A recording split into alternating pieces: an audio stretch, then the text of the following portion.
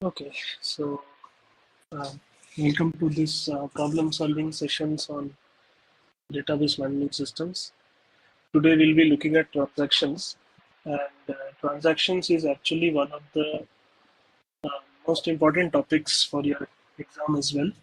So you will realize it today only because there are a lot of questions asked, and I have taken a subset of the questions that have been asked in GATE so that you get a flavor of all the questions that are asked.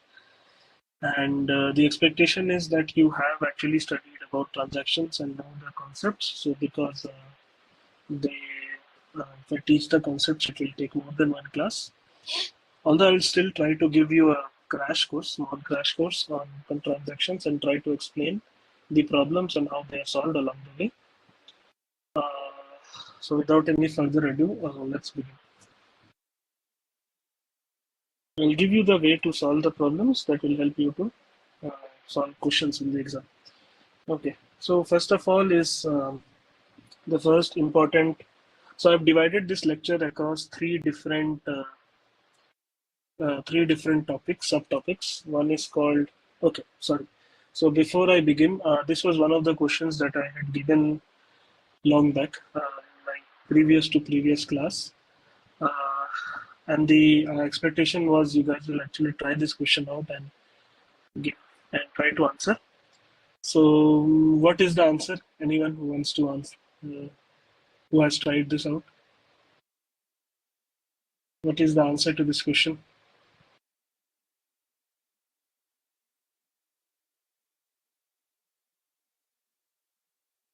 The answer to this question is actually uh, 3. So how is the answer 3? See, I will write some queries and please tell me what do these queries do. Okay. Let's say the first query is R1 equal to sigma. Okay. Um, uh, okay. Sorry. So what I will do is this is a think my voice will break, right? Is my voice breaking or is it fine? My voice is not breaking. Okay. Good. So what I'm trying to say here is, uh, sorry.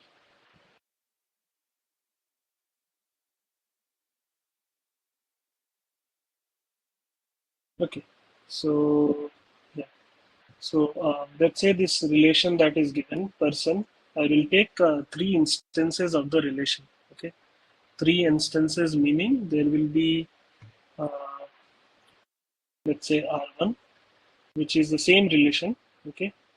PID comma city. Let's say there is another relation R2 with the same set of fields PID comma city.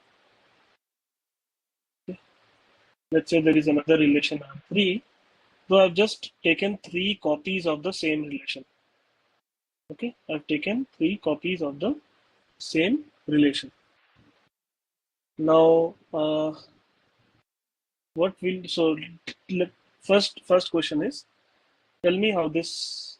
Uh, okay, so I use a sigma and I say that R1 dot PID is equal to R2 dot PID. Sorry, is not equal to R2 dot PID, and R1 dot city is equal to R2 dot city. I want to do this for R1 cross R2.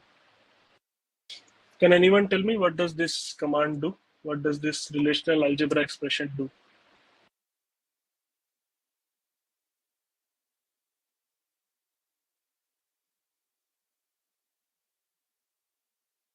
Yes.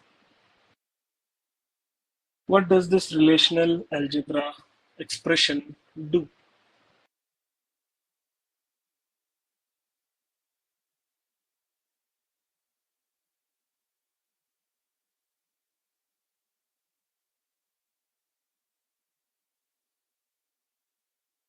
Yes, anyone?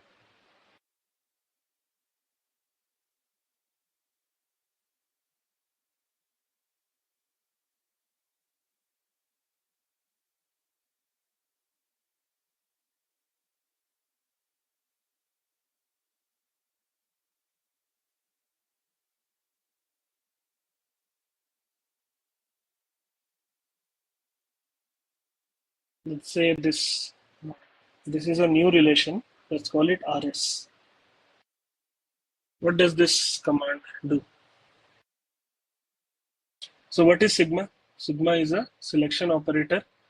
And what is the condition? Condition is that R1.pid is not the same as R2.pid, which means they are not the same person because each person can be uniquely identified by PID.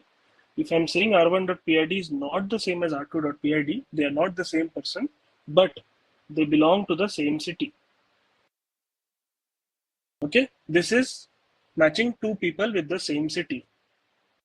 Suppose what I do here is I say another query RT where I write this. So sigma rs.pid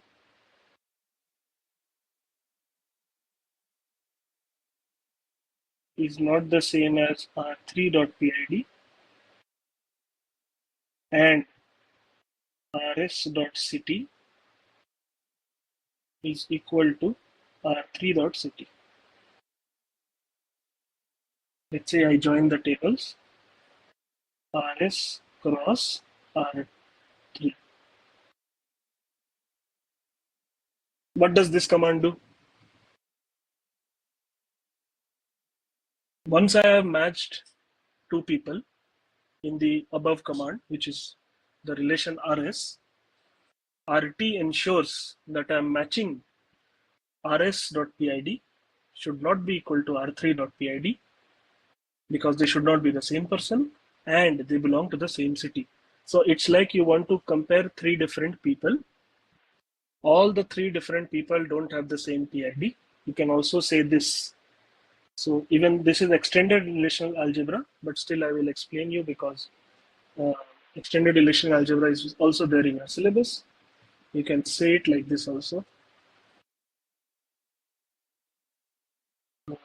So, so which means it okay, takes time to load.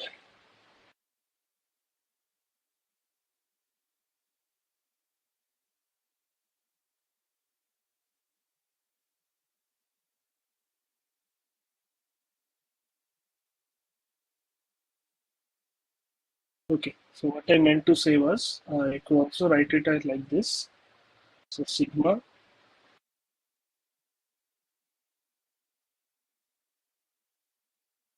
r1.pid is not equal to r2.pid and r2.pid is not equal to r3.pid. So all the three people are different, but r1.city is same as r2.city is same as r3.city. So we will do for r1 cross r2 cross r3. So you would need three cross product operations to compare three different people, since they both three people have different PIDs, but all of them belong to the same city. Okay, this was a question. I think it was just a bit of more conceptual application you have to apply. Okay, so now let's go to the core of the lecture. First is let's talk about acid properties. What is the full form of acid in acid properties? Anyone? What does A stand for? Atomicity. Uh, so acid property typically ACID. These four letters stand for four different basics about transaction. One is atomicity. Can anyone tell me what does C stand for? Very good, Mohammed. You wrote the entire thing. So C stands for consistency, and I stands for isolation. What does it mean? We'll go later. So isolation, and D stands for durability. Okay. So let's take it through a GPA example. every one of you, I think, use the application Google Pay to pay money to your friends, right? So let's say there are two people, A and B. A has a bank balance of, let's say, 1,000 rupees. B has a bank balance of 200 rupees. Okay, just assume. Okay, suppose A sends 100 rupees to B. Okay, A sends 100 rupees to B. So the expectation is that A should have 900 in this bank account, and B should have 300 in its bank account. That's the expectation.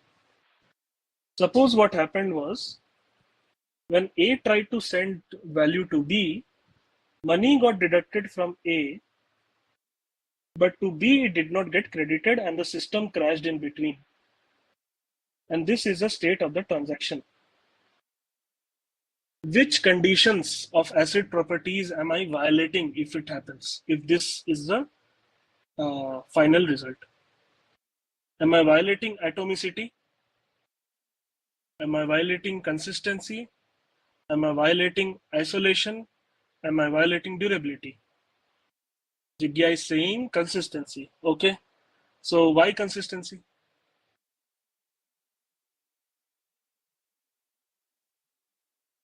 Why not atomicity? What is the problem with atomicity? Atomicity is okay here.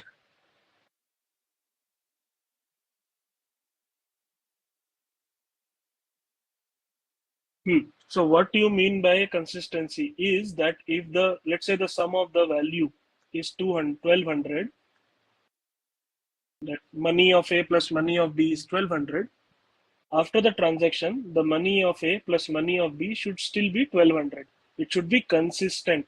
But here the problem is it's 1100. That's why the database is not consistent anymore. But the transaction was what? That A will send 100 rupees to B. The expectation is either A sends 100 rupees to B completely, or if there is any problem in between, the system must restore back to whatever it was originally. This is called atomicity.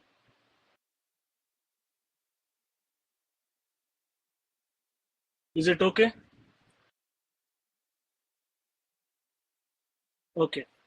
Let's say what happened was, so you understood atomicity, you understood concurrent consistency, and let's say what happened was the transaction was successful. Okay, the transaction was successful.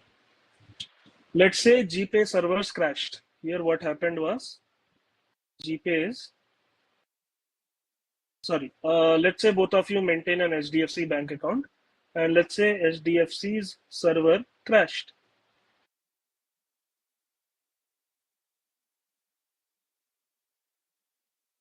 Okay, and for some reason what happened was this transaction got rollbacked and your new database state is A has 1000 rupees, B has 200 rupees. Which condition of transaction am I violating if this happens?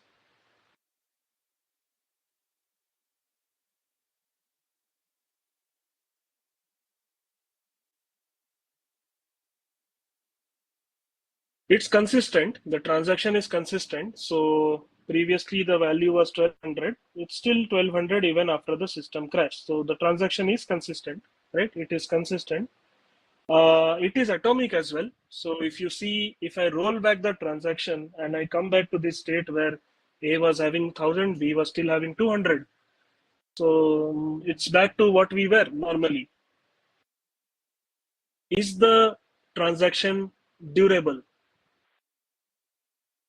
What is durability meaning? Durability means even after HDFC servers has crashed, if this is a transaction that happened and it is committed successfully, there even after server crashing, the next state of the transaction would still have to be 900 and 300. Otherwise, the system is not durable. Okay, is it clear? Durability.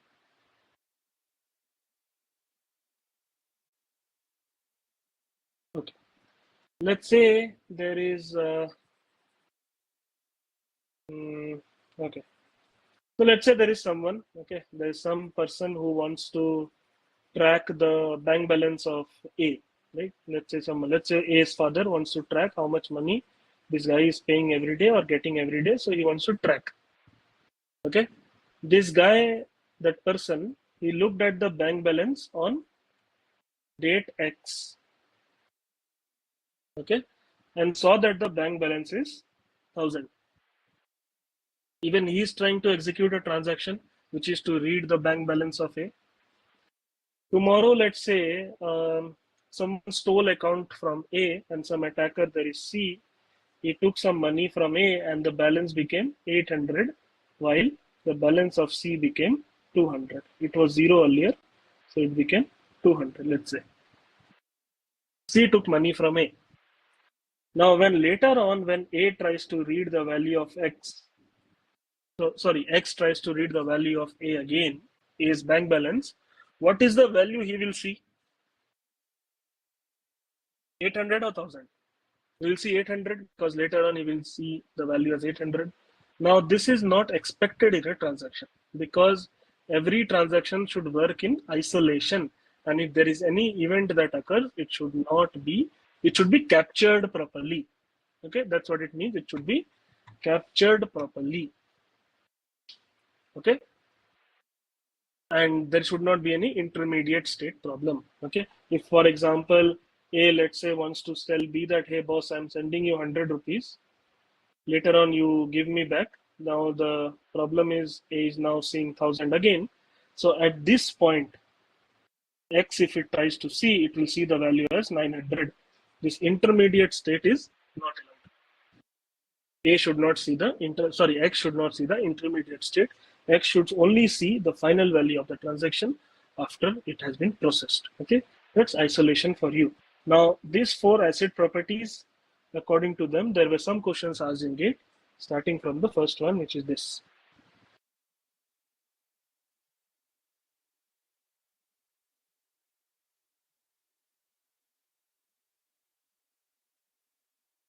This is a very simple one. Which one of the following is not a part of the acid properties of database transactions? Yeah, this is very simple. Deadlock freedom doesn't mean there's anything, so it should be durability, atomicity, consistency, isolation, durability. There's nothing called deadlock freedom. Okay, so my slide is not loading here. I'm just doing. I can read it on my Mac, but not on my iPad, so that's a problem of a different. Okay, let's see. Okay, so answer is D, right? So I'm just not marking it because I'm not able to. Answer is D. This is one more question that was asked on database. This was asked in GATE 2024.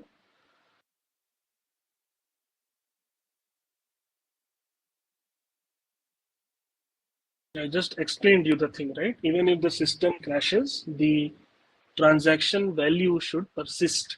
And if that property is called durability, it should be durable. Even if the system crashes, the values should be, the transaction values that are there should be in a committed state. Okay. So these were the two questions that was asked on transactions. Okay. Or no, asset property, sorry. So now let's go to the very serious part of things. Okay. Now there is an entire topic dedicated to learning about concurrent transactions. When transactions execute concurrently, there are some problems that can occur.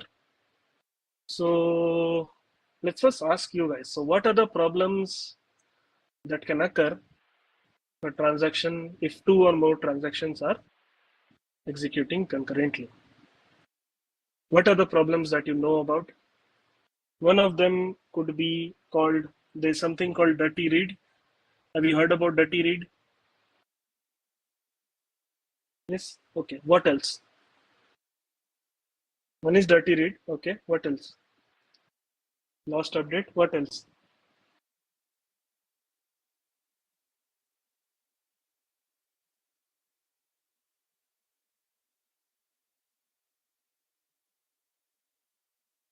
One second, guys. I think I have to change my network. My iPad is not able to write anything. One second.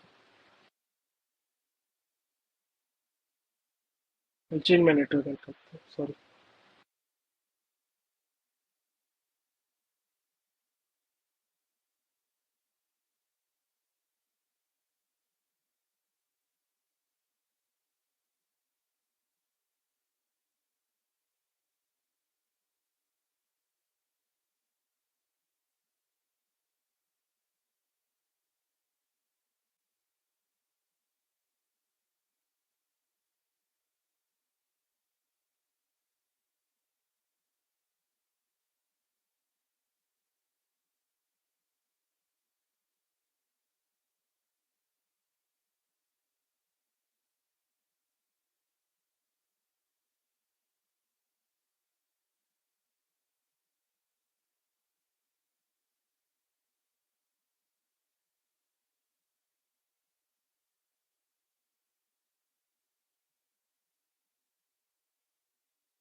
Okay. Now I can write. So yeah. So what are the concurrency problems that you have learned? So for example, let's say I'll give you some situations. You tell me what problem am I talking about. Okay. So let's say there are two transactions executing concurrently, T1 and T2. Okay.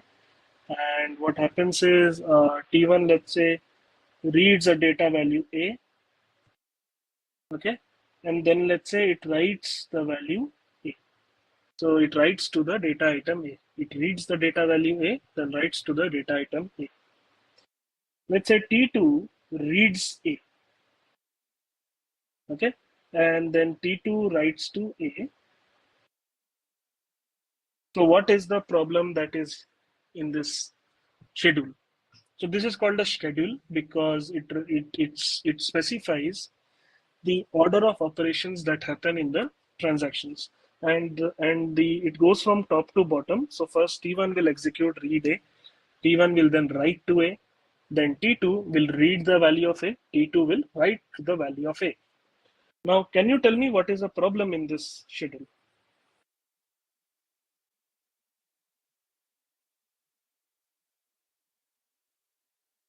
It's called dirty read. For example, if people did not understand it yet, I'll give you one hint. I'll move this a bit down, okay?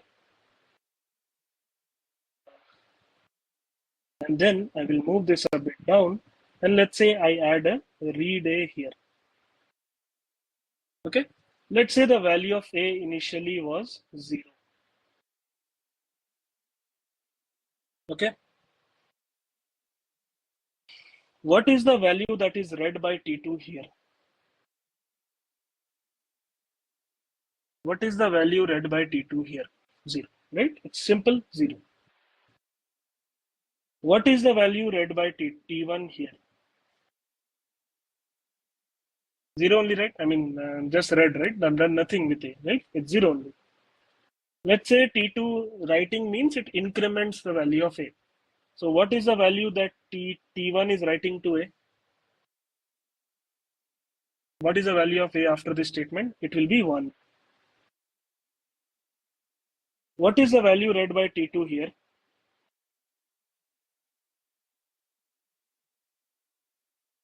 Is it 0 or is it 1?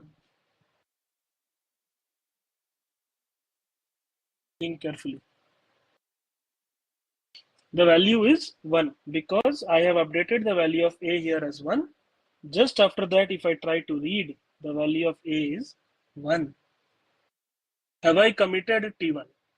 Committed meaning whatever T1 has written to A, have I committed it? Have I saved it to the database permanently?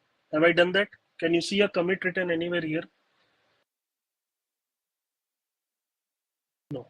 So what happens, let's say, if T2 commits here, let's say T2 commits here, okay? T2 has incremented the value of A become 2, and then T2 committed the value of A. So the value of A is committed, saved as 2 in the database. Okay.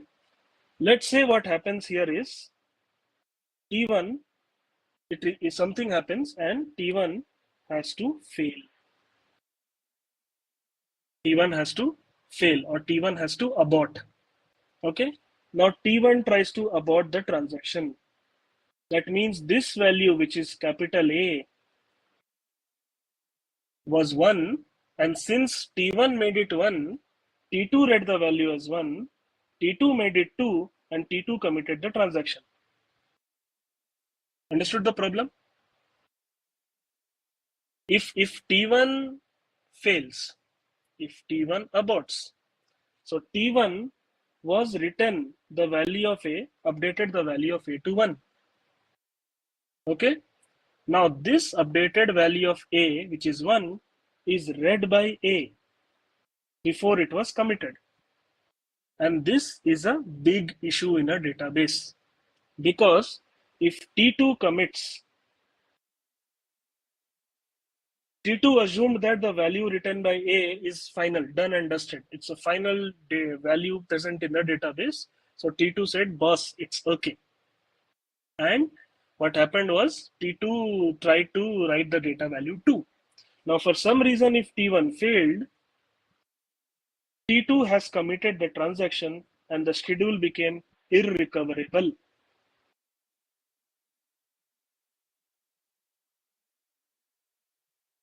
Okay, it became irrecoverable. This problem is called dirty read. Transaction T2 has read a data value written by T1 before T1 is committed. So this is called dirty read. Okay, everyone understood what is dirty read?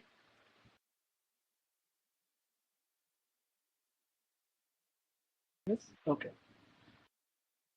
Now let's say assume, okay,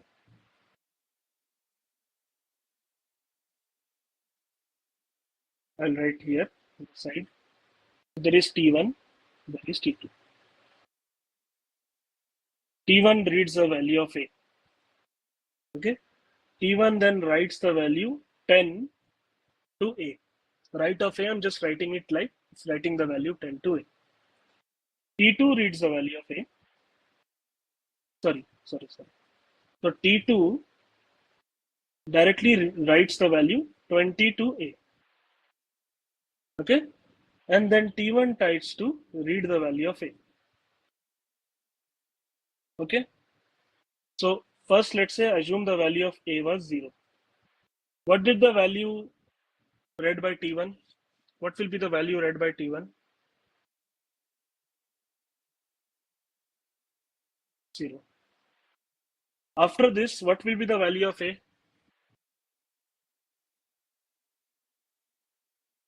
10. So if the transaction T1 is working in isolation meaning it should not be affected by the other transaction execution, right? What is the value that is expected that T1 will read here? Expected, don't tell the actual value. What is the value that T1 will expect to read here? 10 only, right? 10 only, right? I mean, it's expecting to be read 10, but will it read 10? Will T1 read the value 10? What is the value read by T1 then? 20. So, and why it is 20? Who is the problem here? T2 is the problem. Has T2 committed? Is there a commit operation in T2? No. So you are trying to read an intermediate state which is not allowed in which property of ACID property? You are trying to read an intermediate state of a value that is affected by some other transaction. What is the problem that is given? Isolation. Very good. So, and also the update that was done by T1, can I say that update is lost? Can I see, it's just English, right? Whatever I said is in English now I'm saying. Whatever update that was done by T1 is lost. So what is the problem called? What is this problem called? Lost update. Very good. See, you guys are only answering. Lost update. Okay. Okay. Other problem. Let's say this is a transaction T1. This is a transaction T2. Initial value of A is 0. You read the value of A here. Okay. Then what T2 does is it writes the value 10 to A. Then you read the value of A here. What is the value of A that T1 is expecting to be read in the first one? What is the value of A that is T1 expecting to be read in the first one? 0. What is the value that T1 is expecting to be read in the second read? Expecting 0. Is it reading 0? No. What is the value that is being read? You are trying to read an intermediate state by a transaction that you're not supposed to read because transactions work in isolation. And the read that was supposed to be done, you are not able to repeat that read. It's an unrepeatable read problem. Okay? It's an unrepeatable read problem.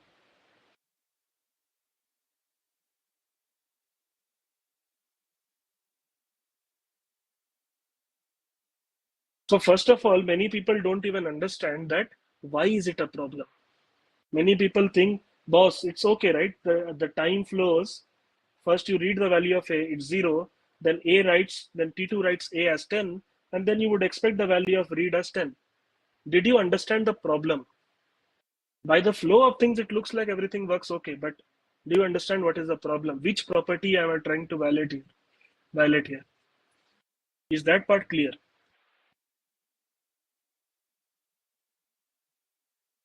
Yes.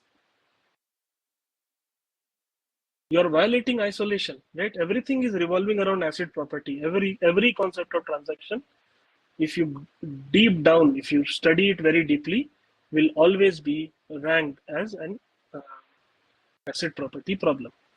Okay. So this was very basic of what happens when concurrent transactions execute. There are some more problems. There is one more problem called phantom read. Okay. You can read about it. It's simple. They don't ask questions basically on it, but even that is very simple. So let's just do that explain as well, provided my slide loads up.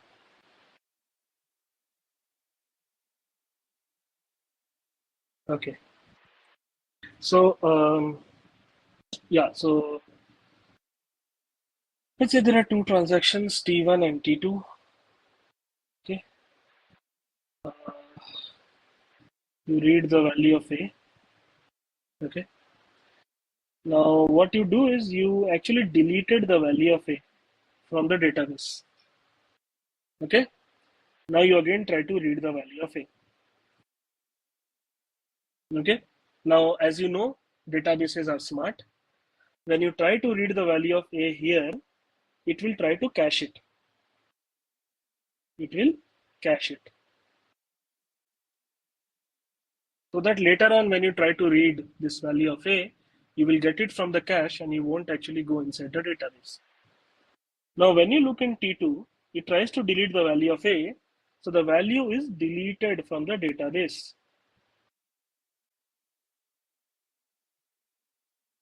Deleted from the database, not from the cache. Okay. Now, when you try to read the value of A, T1 will get the value from the cache and you will get the right value of A. So is this expected?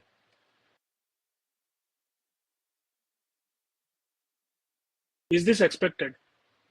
If the value of A is deleted, it should be deleted. Yeah, come on. I mean, you could commit it. Let's say okay, fine. I understood. You might say yes because isolation, but let's say after deleting, T2 committed. After deleting, T2 committed. Now tell me, is it expected that the right value of A will be read? No, right? I mean, how are you able to read the value that is deleted? Maybe you say, I've cached it. That's your problem. You should not, if it is deleted from the database, it should be deleted from the cache as well. So there are ways to cure this problem different way. When you delete from database, you need to ensure that you're able to delete from cache as well. but all that you don't have to go into it. Okay, concurrent caches are there in your, if you do masters, they are not in your Git. So this problem is popularly also called as phantom read problem.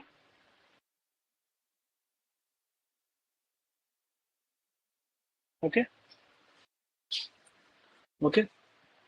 Now let's assume, okay, let's assume there are a few things here. Okay. uh, yeah, so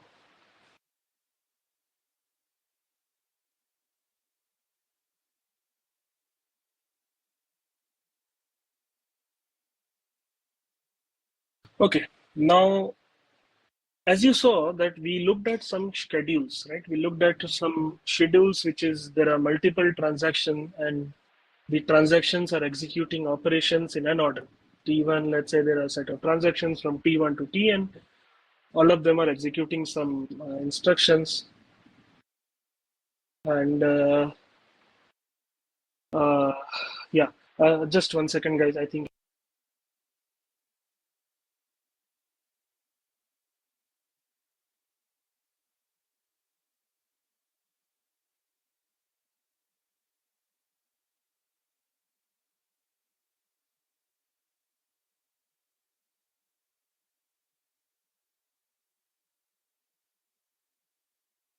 Sorry. So as I said, so there are some. Let's say, okay. What do I mean is, let's say there are two transactions, T1 and T2. Okay. Okay. Let's say they are executing concurrently. What do I mean by that? I mean is, let's say I read a value of A, then I write to the value of A. Okay. Then let's say I read the value of A here. Okay. And then I again read the value of A here. Okay. And let's say I um, uh, again read the value of A here. Okay. Just like that, I wrote something. Okay. So you guys can see that these two transactions are executing concurrently, right? Because once before T1 finishes, you are seeing that T2 has executed some operation, read operation in this case. Okay. Now, concurrency, the best way to cure concurrency is what?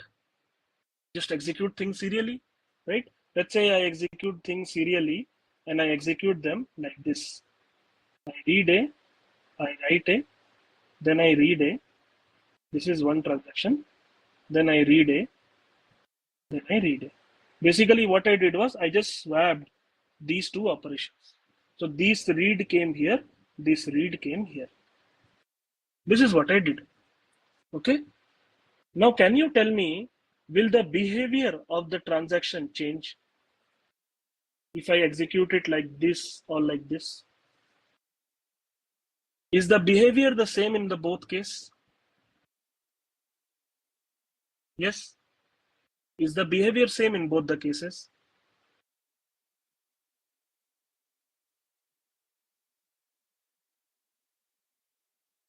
Okay. But will you say that this transaction here that is on the right hand side, since it's executing serially, there will not be any concurrency problem? I mean, it's obvious, right? If you execute things serially, then there will be no concurrency problem. But then why don't we just execute everything serially? Why don't we execute things serially then? It's like asking, why do we execute things in a single thread environment? Why should we do multi-threading, right? You need more speed. You will be able to handle multiple transactions at the same time, but you could swap two non-conflicting operations in such a manner that they are executing in a serial manner. This is called conflict serializability, and you would want every transaction schedule to have conflict serializability. You have heard of this term, right? Conflict serializability, everyone? Yes. So the thing is to understand why you need conflict serializability. You need conflict serializability to ensure that even if there are conflicting operations, even if they are conflicting or not, we'll go into what is a conflicting operation later. Okay. But even if there are, Achha, first let's go into that so that you don't get confused. So what are the conflicting operation here? Two transactions are accessing a data item and one of them is a write. Then this is called a conflicting operation, which also means no matter how you change things, you always need to ensure that you first perform the write to A, then you perform the read of A. Okay, that's what it means. It means conflicting operation means they should always be in order. In the original order, if write of A happens before this read of A, when you update it, still the write of A should happen before the read of A. Which means you cannot do things like this. You cannot say T1 here, and I will first execute all the operations of T2, and then I will execute the operations of T1. You can't write this. The problem here is you are changing the order of the conflicting operation, which is not allowed. Okay, are these concepts clear to you guys? Or is it helping you to revise things? Because I don't want to just speak out anything. If it doesn't, if you think I'm repeating things, you can let me know. We can straight away go to questions.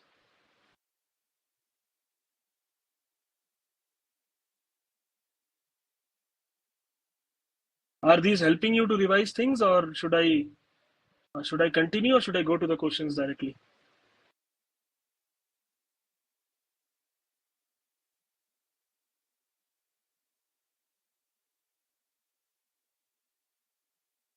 Okay, no answer means it might help you, I guess. Okay, so conflict serializability. How do you check for conflict serializability? If I give you a schedule, how will you check if it is conflict serializable? What is the algorithm to check if it is conflict serializable? Anyone? What to do to check if it's conflict serializable? It's a very important question. Okay, so you should know this. So I'll teach you how to actually check. I won't teach you the inner concept of all this because it will take a lot of time. So how to check if a schedule is conflict serializable? What do you do is you first draw the precedence graph.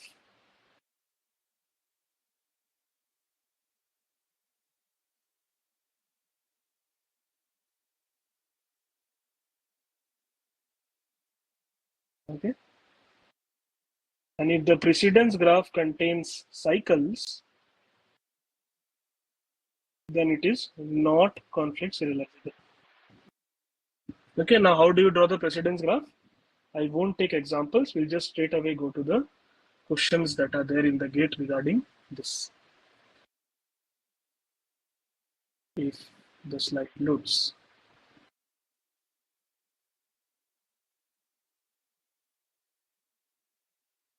Current transactions.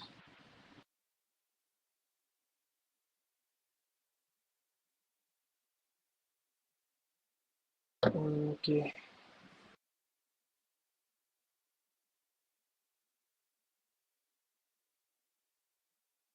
Not sure what's wrong with my internet today. It takes long to load the slide.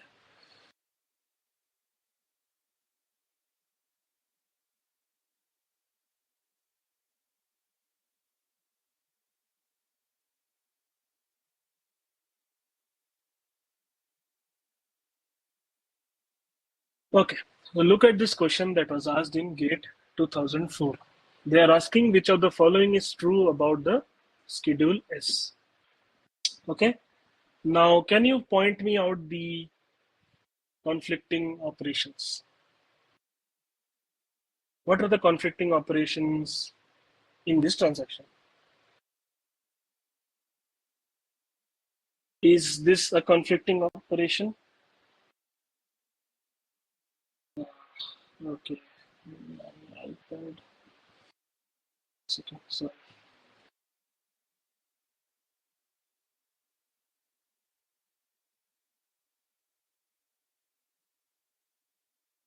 okay, so what are the conflicting transactions in this example? Is this a conflicting transaction? I'm writing with my mouse. Yes. Is this a conflicting transaction? There is a read in T1. You're writing the value of A to T2. Okay, this is a conflicting transaction. What are the other conflicting operations? Is this a conflicting operation?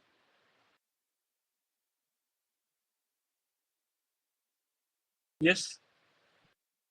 Yes or no? Yes. So now you draw the precedence graph. The precedence graph will contain two nodes, T1 and T2.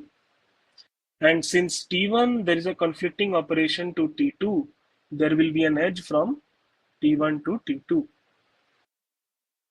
And there is a conflicting operation from T2 to T1, so there will be an edge from T2 to T1. This is called the precedence graph. And since there is a loop, you can see the loop, right? T1, T2, then T2, T1, T1, T2. This is a loop. So the schedule is not serializable. Okay, is it fine? How to check for conflict serializability?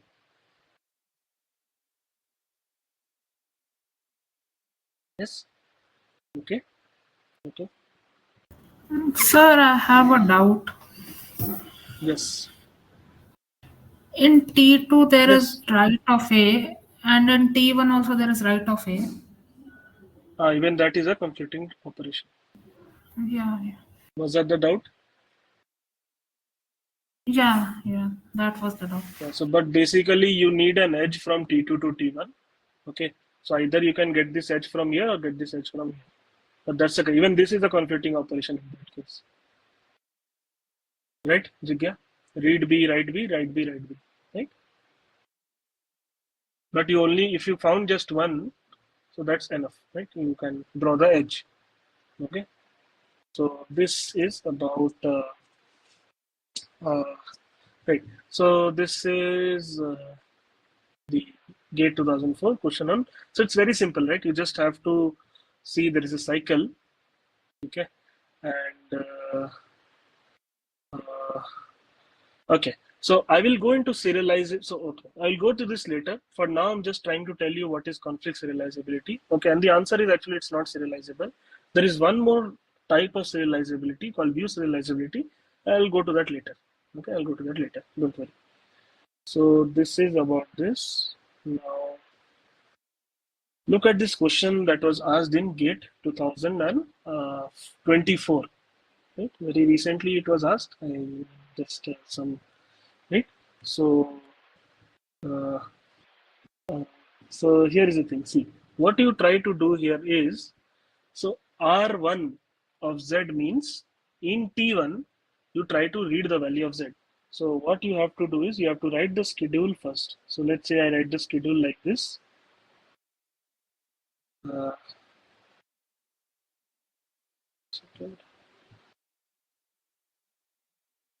okay, I think I have to use my mouse only. Okay. So you write T1, T2, and T3. Okay. These are the three transactions that are there. That's what they are saying, T1, T2, T3. And then what you do is, first is a read of the value Z in T1. So you write read Z.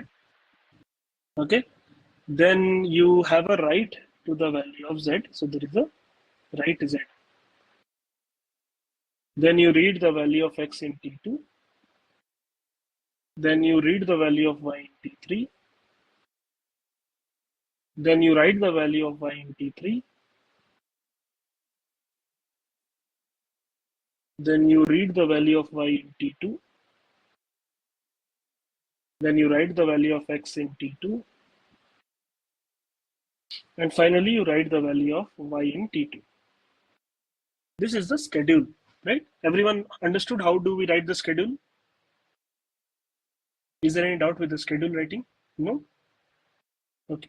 All good, right? All good. Okay. Now can you find the conflicting operations and try to answer the question? Try to draw the precedence graph. So there will be three nodes, T1, T2, T3, right? And what they are trying to ask is which of the following transaction schedules are conflict equivalent. Okay, that's a different question. But let's first draw the precedence graph. Okay, you have to still draw the precedence graph. So is there a conflicting operation from T1? Is there a conflicting operation from T1? No. Is there a conflicting operation from T2?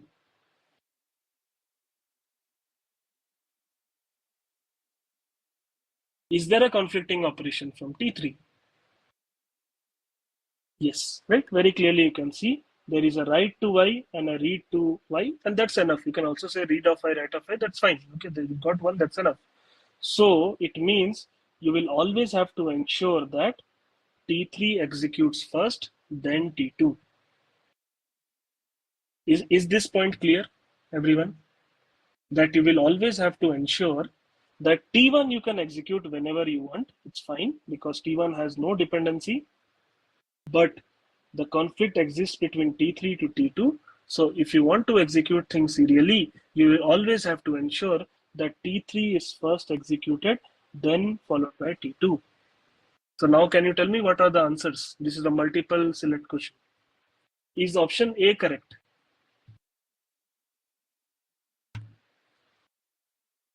No, because in option A, you are saying that T2 should execute before T3. That is not allowed, boss. Right? Is option B correct?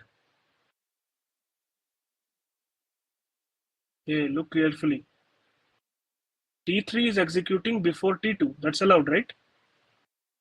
Is option C correct? Is option D correct? Yes. Is it clear? Is it clear, everyone? No questions? This was asked in GATE 2024 very recently, right? So you should know this. Okay. Now let's give you the opportunity to try this question out. Can you try this out and let me know the answer? Same question. First write the schedule and then try to see if it is conflict serializable.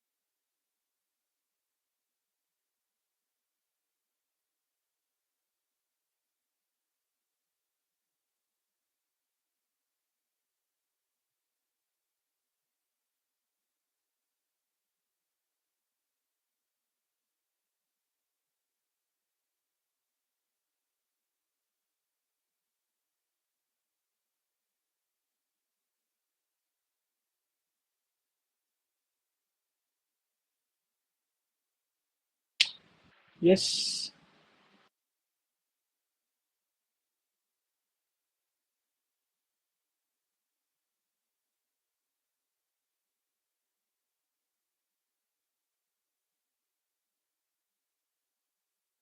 So you first write the schedule. A. Okay, good. Let's see. So we first write the schedule. So read of A, then read of X, then read of X, then read of Y, then write of Y here only. Okay. Then write of X. Okay. You can see one conflicting now. And write of Y.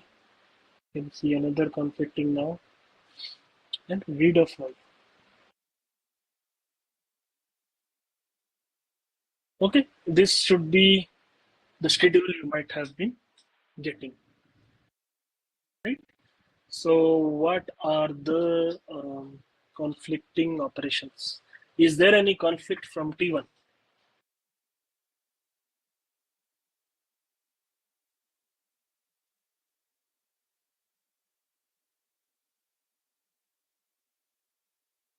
But to which edge will be the conflict? T1 has conflicting operation with which transaction? T3, right? Because you can see that you are writing the value of y in T1 that is written by T3 later. This is a conflicting operation. So there will be an edge from T1 to T3. Is there any edge other from than that from T1? No.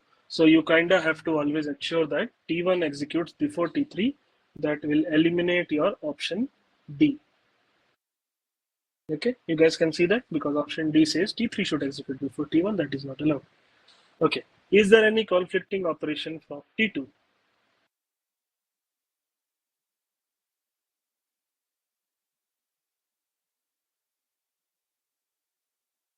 No, I can't see any conflicting operation. Is there any conflicting operation from T3?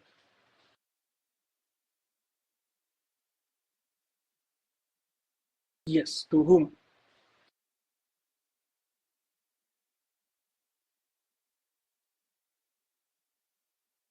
T2 and T4. Very good. Very good, Vidya. Very good. So T3 has a conflict to T2. It has a conflict to T4. What does it mean? It means first execute T1, then execute T3, then you can either execute T2, T4. Oh, okay. Is there a conflict from T4? No, I can't see any conflict from T4 to anyone. So then you can either execute like T2, T4, or you can Sir, execute like, yes, from T4 to T2, there is one, right? how? Okay, that's T4 X, has not A. Sorry. Yes, correct. So T4 has a conflict with T2, correct. Thanks. Sorry, I wrote A, I don't know why. So then that means, let's say I change this. So that means there's a conflict from T4 to T2. So you have to execute T3, then you have to execute T4, then you have to execute T2. That makes option A as the right one. Okay, is it clear, everyone? Anyway, you got the option by the first because you know T1 and then T3 should execute, so that should have been enough. But okay. So let's go ahead to the next question.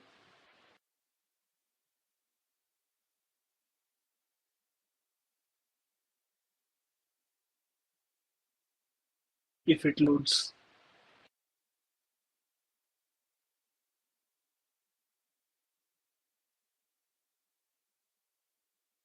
So can you guys see the question? No, right? Now you can see it. Okay. So can you first say if P is true or not? We'll talk about Q being true or not later, but can you see if P is true?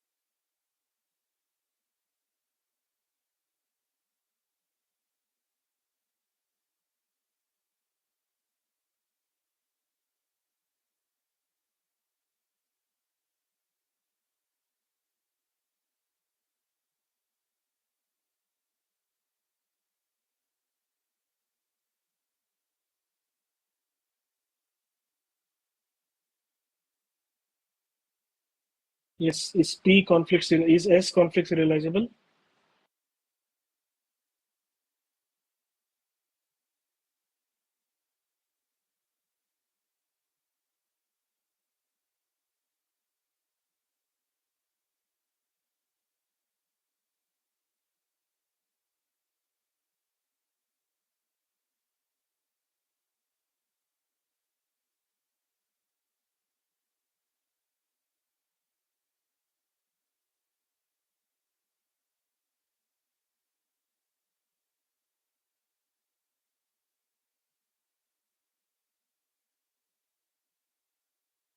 Yes. Okay. Let's see. So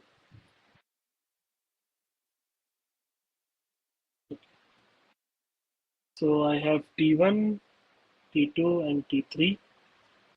Okay. The schedule is like this. So there is read of Y. Oh, sorry. There is read of Y in T2. Then there is read of X in T1. Then there is read of Z in T3. Then there is read of Y in T1. Then there is write of X in T1. Then there is read of Z in T1, T2, sorry. Then there is write of Y in T2.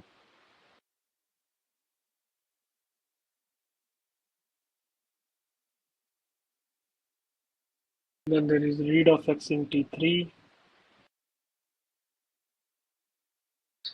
Then there is write of Z in T3. So what are the conflicting operations from T1?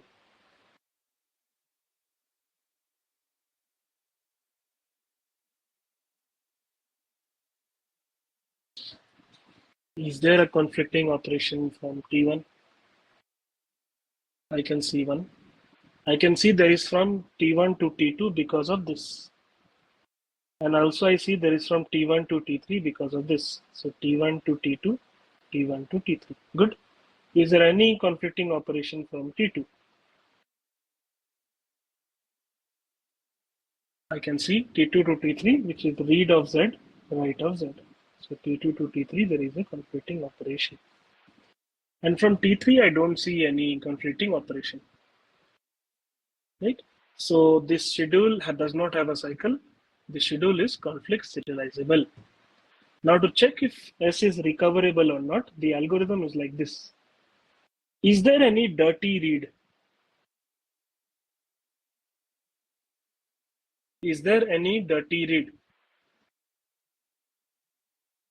In particular, since they are asking T3 and T1 as two parties involved, is there any dirty read from T1 to T3? I can see one, right? If you see this, isn't this a dirty read? You're writing the value of X, then T3 is trying to read the value of X. Is this a dirty read? Can everyone see this? Okay. Suppose what they are saying is you commit T1, T3, sorry, you commit T3, you T3 commit. T1 has not finished. If you abort just after this commit, what will happen? Will the schedule be recoverable? I just taught you few minutes back. Will the schedule be recoverable any longer? No, because the problem is if you commit T3 before T1 has finished, T1 may abort, and in that case, the schedule becomes irrecoverable. So, which is the correct option? Option B. Okay, is it clear? Can I proceed? Okay,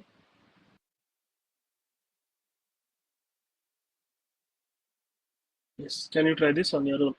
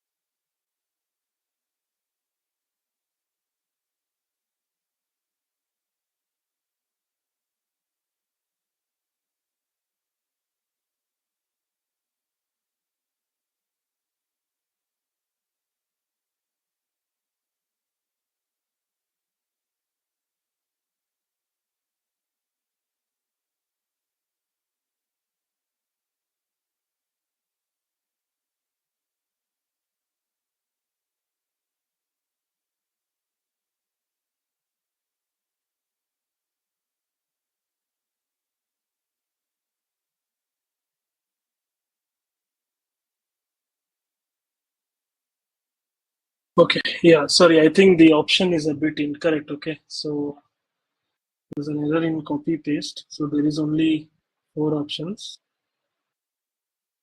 Okay, option B is X1 is not conflict serializable and X2 is conflict serializable. So which option is correct? Option B, right? Let's see. Once again, I'm just trying to fix my iPad. So okay, good.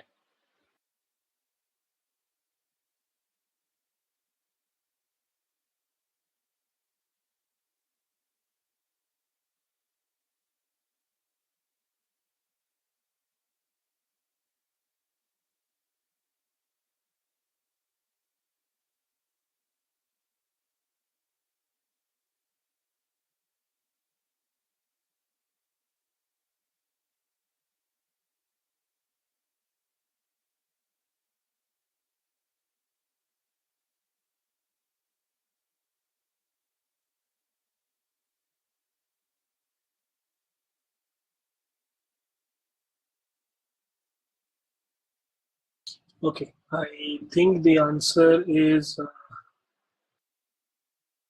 yeah. The answer is actually S1. S1 is not conflict serializable because I can see an edge from see there will be an edge from R1 to sorry uh, there will be an edge from R1 of Y to right of Y, and there will be an edge from right of X to read of X. So there is a loop, right? I'm not able to boot my iPad for some reason, don't know why. So I'm not able to write. And the other case is S2. So if you look right, there is no cyclic conflicting operation. There is only one conflicting operation I see, which is this. Even this is a conflicting operation, but both of them are from this T2 to T1. So since there is no loop, right? So S1 is not conflict serializable, whilst S2 is conflict serializable. Okay. Just give me some time. I'll try to fix my iPad and come back. Sorry.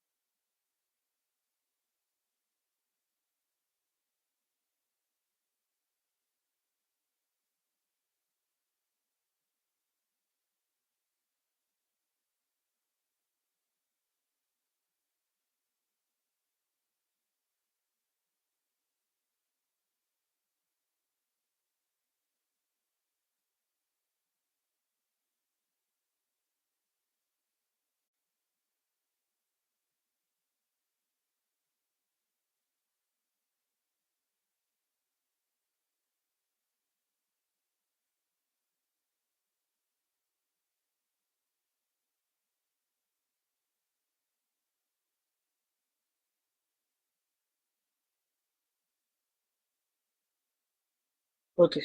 Yeah. So as I was saying, if you look at the conflicting transactions for T1 and T2, for schedule S1, this is all it is. So you have read of X, then read of Y, then read of X, then read of Y, then write of Y, then write of X. Right? There is a conflicting operation like this, read of I, write of I. There is a conflicting operation from T2 to T1 as well. There is a loop. That's why S1 is not conflict serializable. If you look at S2, we have T1 and T2, right? So T1 is read of X, then it is read of X, then it is read of Y, then write of Y, then read of Y, and then write of X. Okay, you see there is only one conflicting operation, either this or this. Even if there are two conflicting operations, they are from the same transaction to the same transaction. So that is okay. So the option is S1 is not conflict serializable while S2 is conflict serializable. Okay. Okay. Let's go to the next question. Yeah. Can you try this on your own?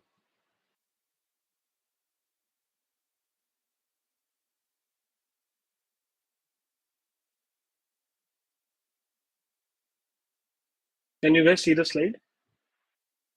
Hope you can. Okay. Perfect.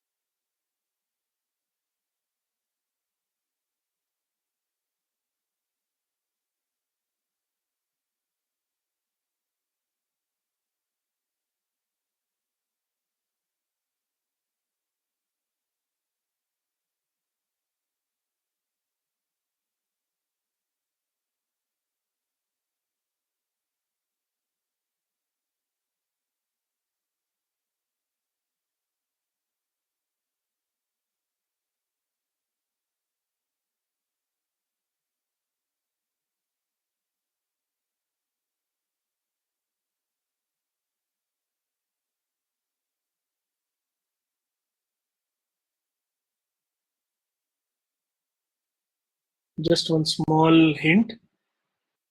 Commit operations do not affect the edges of your precedence graph. Precedence graph just says which transaction should happen before which transaction. That's it. If there is a commit, if there is a read after the commit, that is absolutely okay. So keep that in mind.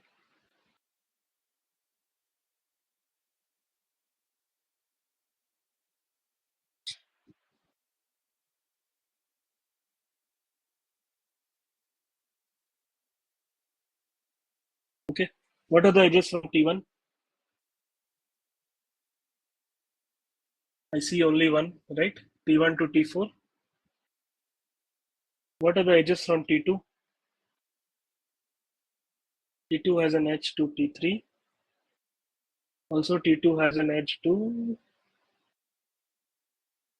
no one else, right? No, there is one more edge, T2 and T4. T3 has an edge to T4. T3 has an edge to T4. So is there a cycle?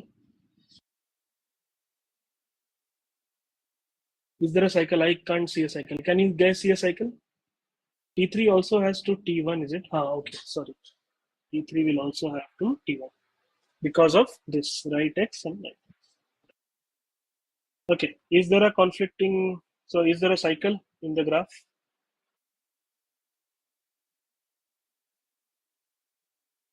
We can't see a cycle, right? Yeah, I can't see a cycle. So it is conflict serializable. Is it recoverable?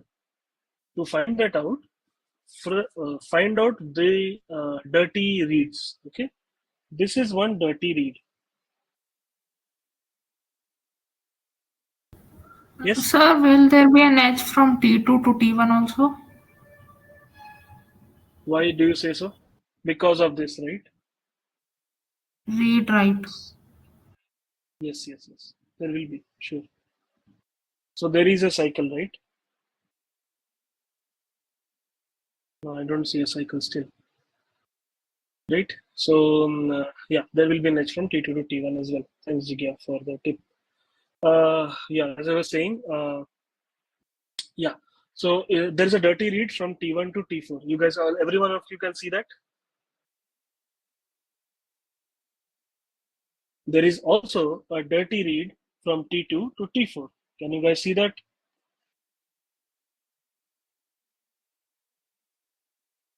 There is also a dirty read from T3 to T4.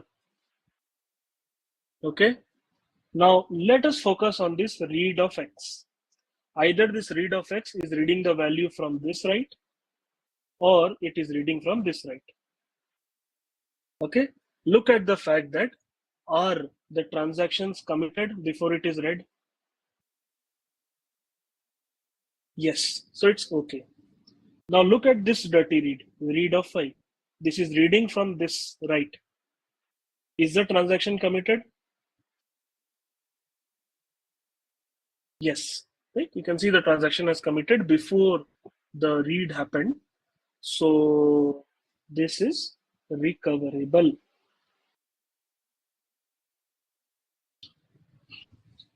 Okay. Right? Is it clear?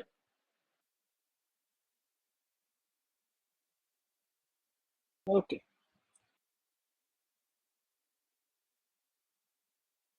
Yeah, we'll go to this question a bit later. Okay. Let's now look at the other aspect of serializability.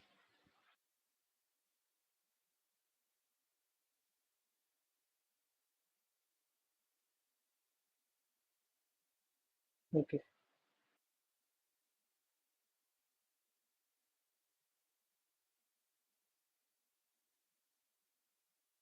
Yeah, this is where I stopped, right? So let's look at the other serializability called view serializability.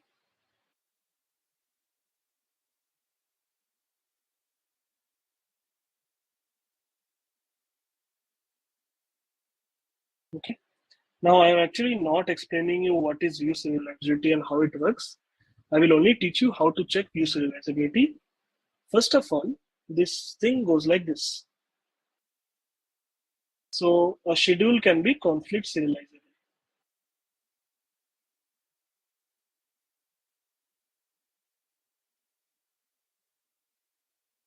Okay. Let's say the entire set of schedules that are conflict serializable is this. View serializability falls as a superset.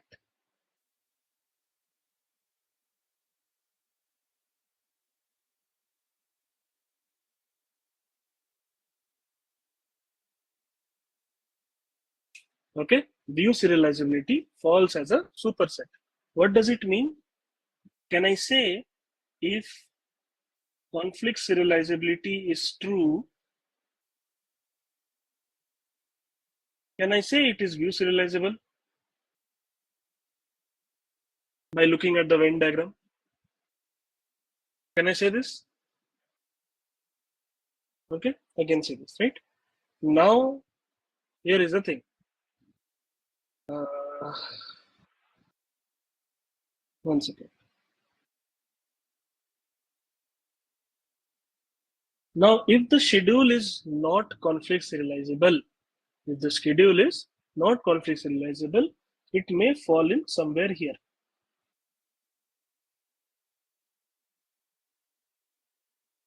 Okay, and then there is a superset of all possible schedules. So that includes schedules that are view serializable, that includes schedules that are not view serializable. So it may fall in anywhere of this area, this region, if it is not conflict serializable. And that's where the main game starts. So what you do here is, I'll just clean this up a bit. Okay. So else check if there is a blind write. Check if blind write exists.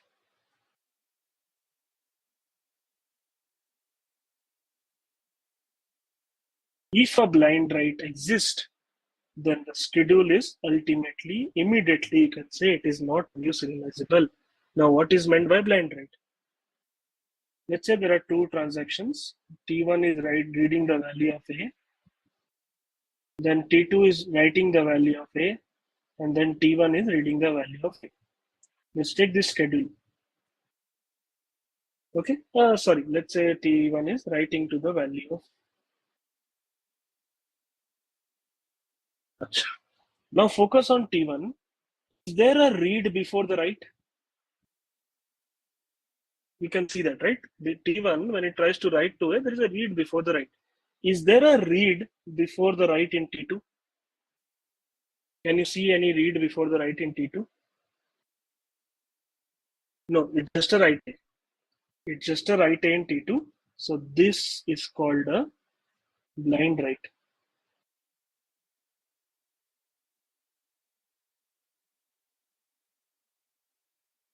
First of all, if you see carefully, this schedule is not conflict serializable because there will be a cycle. There will be an edge from T1 to T2. There will be an edge from T2 to T1. Okay, this is not this conflict serializable. Because there is a blind write, this is also not view serializable. Is it fine? First one.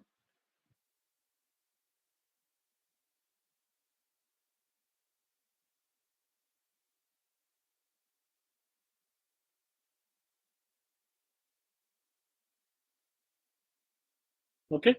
Now the problem is it could happen that there is no blind write, right? So no blind write. Now this is where you have to work a bit more. And I will explain this with an example. Okay, I'll explain this with a very good example. I borrowed from the internet. This is not my example. I give Sir, few one credits. doubt. Yes. Like, is it the Yes. other way around? What? Like, if blind write is there, then we'll check for view serializability. And if there is no blind write, Sorry, then it's not. sorry, sorry, sorry, sorry, sorry, sorry, sorry, sorry. Very sorry, Jigya. Yeah, perfect. Actually, I always get confused here. So, so since there is a blind write, you will have to check for view serializability. I was actually going to say this actually. Good, you said it before. It's fine. So, and if the blind write does not exist, then it is not view serializable. You can clearly declare that. Okay, I was just referring my notes just now. Okay, sorry. So if a blind write exists, if a blind write does not exist, then it is not view serializable. If a blind write does exist, you have to check for view serializability. And how do you check that? I'll give you through an example. So yeah, so there are three transactions: T1, T2, T3.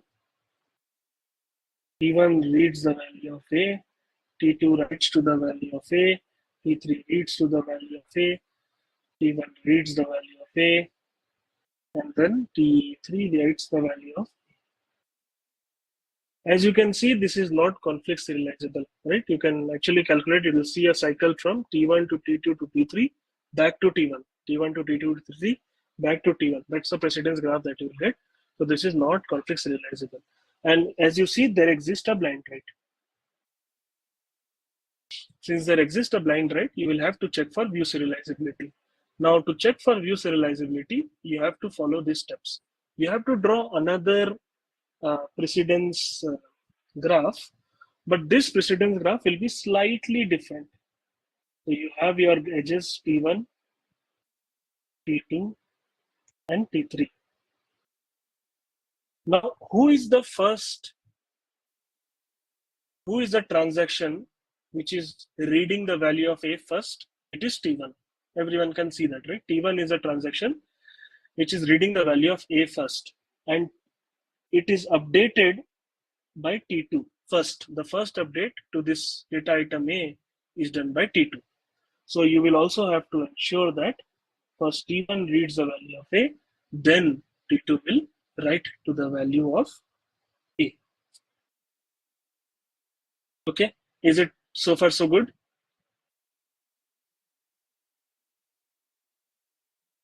Now the final update to the transaction is done by T3. So in the view serializable schedule also, the serial schedule also, you will also ensure that T3 will be the last person to perform the update.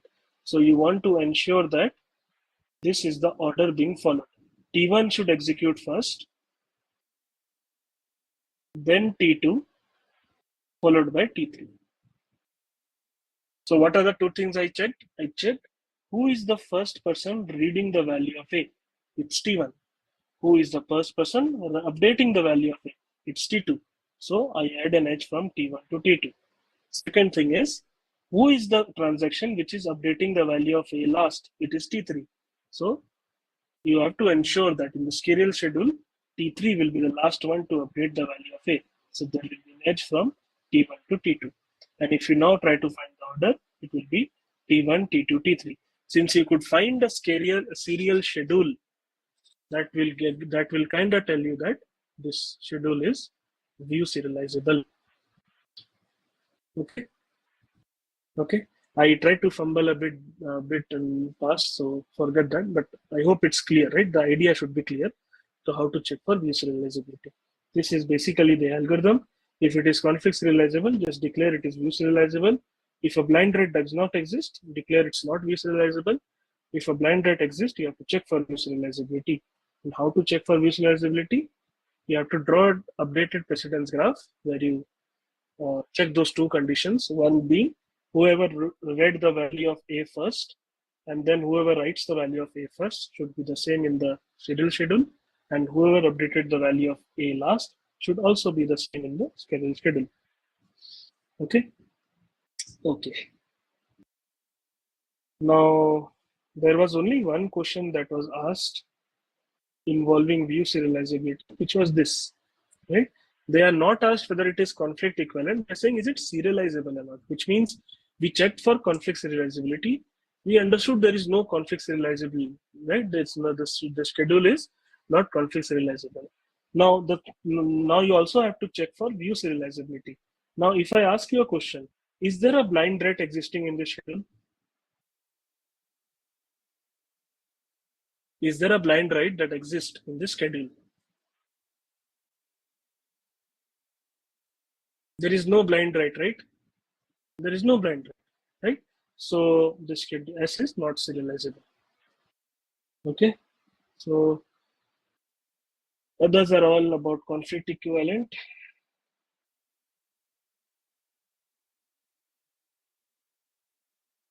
Okay, I think because of the network issues, I am actually not. Okay, I will look into this question later. Okay, most probably in the next class because it will take some time and I am running a bit short on time. I will also suggest you guys to try this question out. It's a very important question for the exam. This question, okay? And then if you get time, some 5 minutes later, I will also discuss today if it's possible. I have to also go to 2 p.m., right?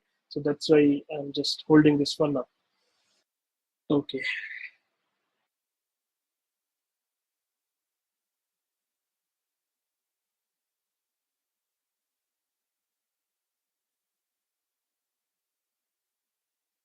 One second. Yeah. So this is also, there is a topic in your exam called database recovery.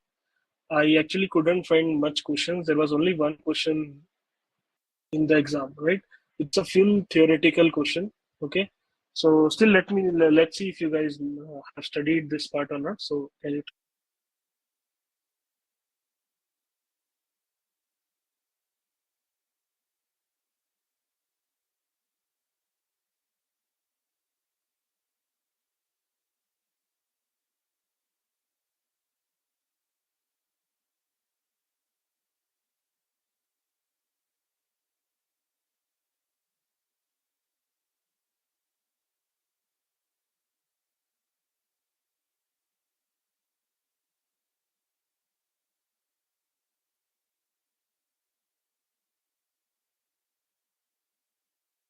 Okay, so it's actually a very theoretical question. So typically, what happens is if a database crashes, right?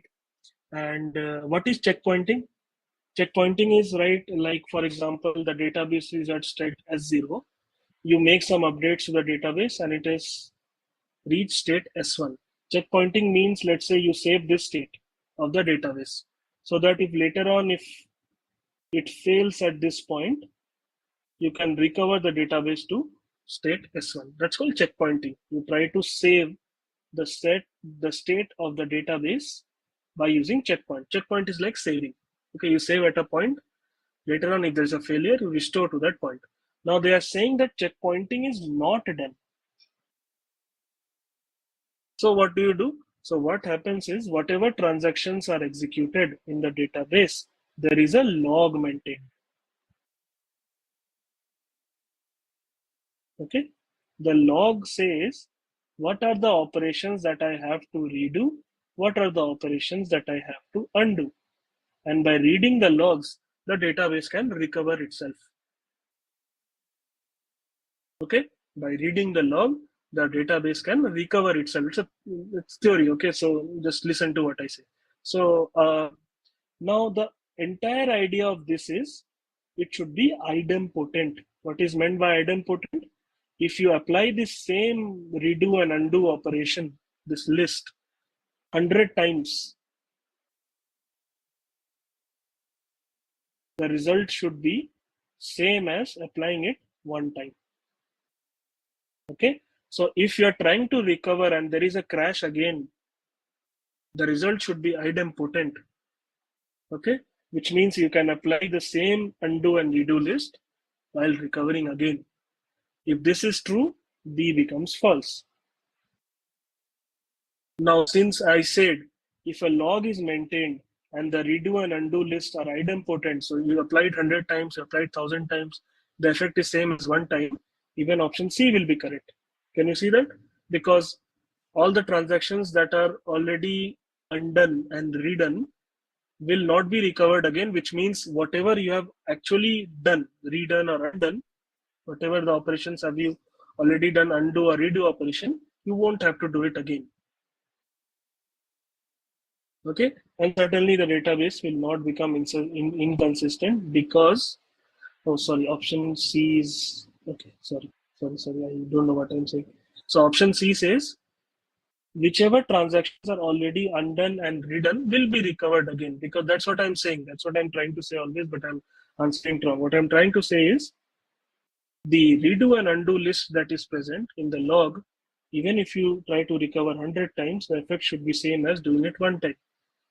So if you have done some undo redo operations and the system crashes again, right, you can actually again recover the database and it will be starting from the start, the log, and the database will be recovered again. So even option C is incorrect. Only if you remember this part, you will be able to answer the question. Okay, so this is about this is a question that was asked in GATE 2021. Let's move to 2PL. Do you guys know about 2PL? Different types of 2PL? Yes? No?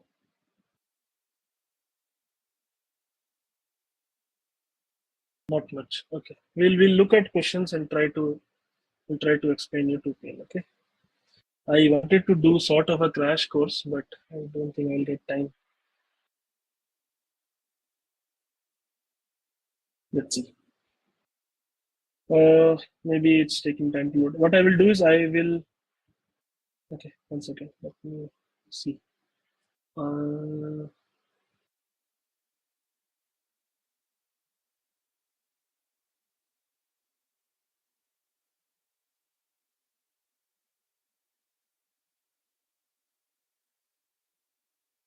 okay.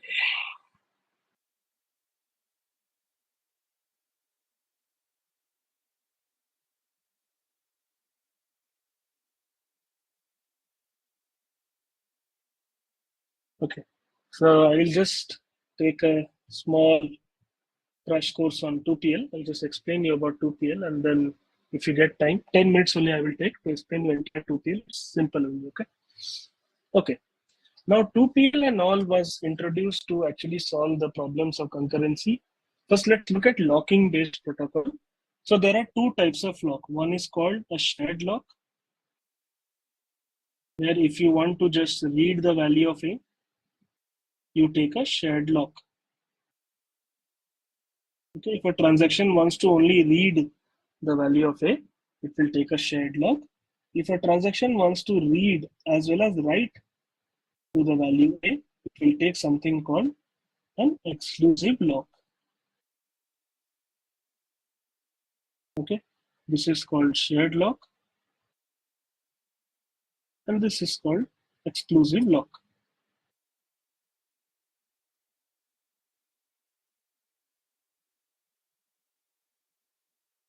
Okay, this is called shared lock, this is called exclusive lock, and there is something called compatibility matrix, which says there is shared, there is shared, there is exclusive, there is exclusive.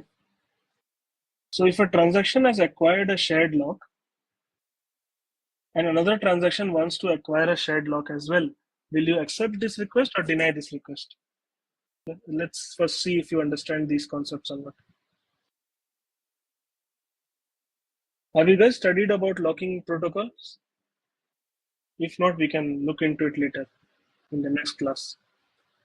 But if you have studied, then we can discuss. Yeah, let's do one thing. I think I'm rushing things a lot, and by rushing, you won't understand anything, and that's not the idea.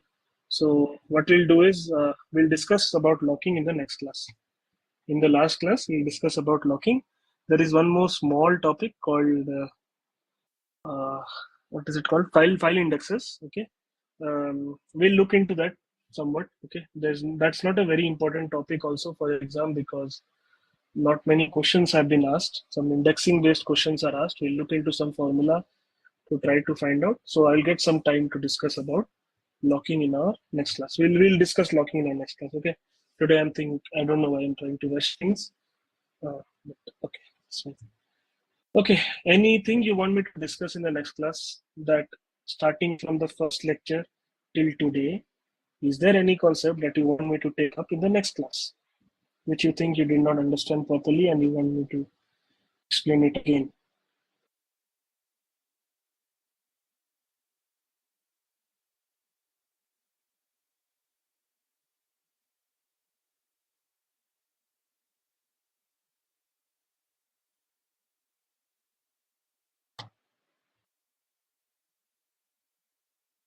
Okay, nothing much. Okay,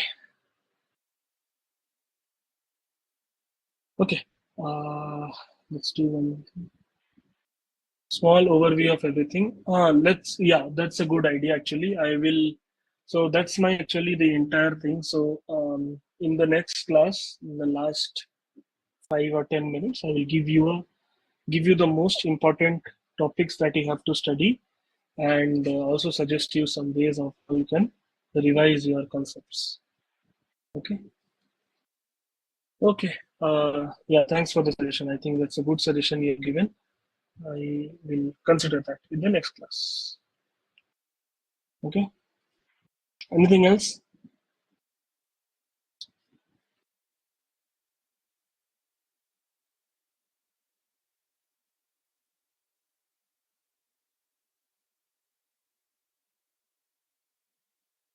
No. Okay. So